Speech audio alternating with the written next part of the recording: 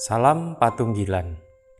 Bapak, Ibu, dan saudara jemaat yang dikasihi Tuhan, saat ini marilah kita bersama-sama kembali mengawali pekan kita pada kesempatan kali ini dengan bersama-sama merenungkan kebenaran firman Tuhan, yang mana pada kesempatan saat ini firman Tuhan yang akan bersama-sama kita renungkan di awal pekan ini diambil dari Kitab Bilangan pasal 11 ayat 21 sampai dengan ayat 23 yang akan saya bacakan yang demikian.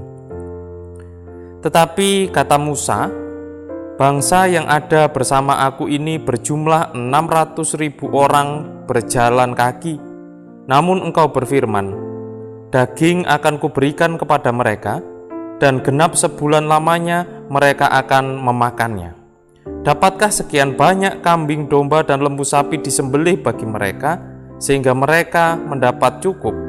Atau dapatkah ditangkap segala ikan di laut bagi mereka, sehingga mereka mendapat cukup? Tetapi Tuhan menjawab Musa, masakan kuasa Tuhan akan kurang untuk melakukan itu? Sekarang engkau akan melihat apakah firman-Ku terjadi kepadamu atau tidak. Amin. Bapak, Ibu, dan saudara jemaat yang dikasihi Tuhan, di dalam bacaan kita saat ini yang bersama-sama kita baca di awal pekan ini, kita bersama melihat bagaimana sikap Musa di dalam menanggapi firman Tuhan. Musa yang sebenarnya sudah mendapatkan karya Tuhan yang begitu luar biasa, di mana Musa bisa berkomunikasi dengan Tuhan secara langsung, di mana Musa juga sudah bisa melakukan banyak hal-hal yang luar biasa karena berkat tuntunan serta penyertaan Tuhan. Namun demikian rupanya Musa tetap saja meragukan Tuhan. Ada kalanya di dalam bacaan kita ini Musa meragukan Tuhan, meragukan kuasa Tuhan.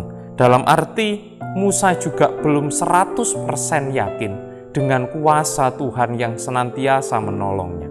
Disinilah kita nampak bahwa Musa kemudian jatuh pada penggunaan akal pikiran manusianya saja, tanpa kemudian memahami apa yang menjadi maksud dan kehendak Tuhan. Padahal dia sudah bisa melihat secara langsung karya Tuhan, dia sudah bisa berkomunikasi secara langsung dengan Tuhan. Tetapi ketika nalar pikirannya sudah mulai berjalan, itulah yang kemudian membuat Musa jatuh, dan kemudian Musa mulai meragukan Tuhan. Oleh karena itu tadi di ayat 23 Tuhan berkata, masakan kuasa Tuhan akan kurang untuk melakukan itu? Sekarang engkau akan melihat apakah firman-Ku terjadi kepadamu atau tidak. Nah, Bapak, Ibu, dan saudara yang dikasihi Tuhan, perkataan Tuhan di ayat 23 ini sebenarnya adalah cara Tuhan untuk mematahkan logika dan nalar Musa.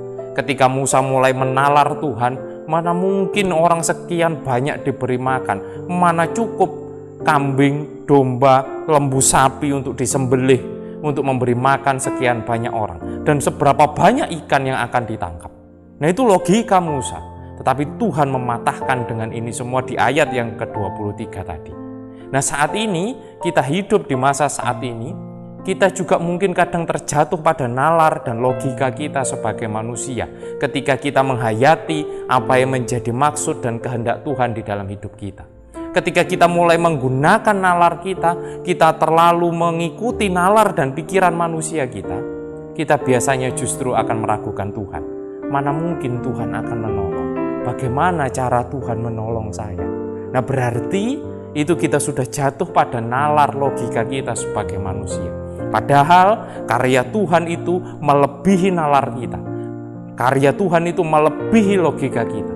Bahkan yang tidak mampu kita pikirkan, mampu dilakukan oleh Tuhan. Tugas kita bukan menalar dan melogika karya Tuhan, tetapi mengimani karya Tuhan di dalam hidup kita sebagai karya yang indah di tengah-tengah kehidupan kita. Nah, saat ini di awal pekan ini, marilah kita juga menyadari, menghayati bersama bahwa karya Tuhan itu indah di dalam hidup kita. Tidak perlu kita nalar, tidak perlu kita logika, tetapi kita yakini saja bahwa Tuhan pasti punya rencana indah di dalam hidup kita. meskipun ada tantangan, meskipun ada pergumulan, di balik itu semua, pasti Tuhan memiliki rencana indah bagi kita. Jangan dinalar, jangan dilogika, tetapi diyakini dan diimani bahwa karya Tuhan ini pasti menghasilkan sesuatu yang indah. Nalar dan logika kita pakai untuk menjalani hidup kita sehari-hari, tetapi jangan kita pakai untuk menilai Tuhan. Karena nalar dan logika kita akan terbatas. Ketika kita menggunakan nalar dan logika kita akan jatuh seperti Musa, meragukan karya Tuhan. Dan marilah mengimani, menghayati karya Tuhan sebagai karya yang indah di dalam hidup kita. Mari kita jalani pekan ini dengan penuh keyakinan bahwa Tuhan pasti punya rencana-rencana, karya-karya yang indah di dalam hidup kita. Tuhan memberkati kita semua. Amin. Mari kita bersama-sama bersatu hati, kita berdoa. Bapa kami yang di surga, kami percaya Tuhan selalu memiliki rancangan yang indah di dalam hidup kami. Maka, mampukan kami ya Bapa, untuk senantiasa menghayati itu semua di dalam kehidupan kami, sehingga kami bisa menjalani hidup kami dengan penuh semangat. Dan saat ini kami juga berdoa bagi saudara-saudara kami yang mungkin sedang menderita sakit. Kami percaya Tuhan senantiasa menolong, memberikan kekuatan, bahkan kesembuhan.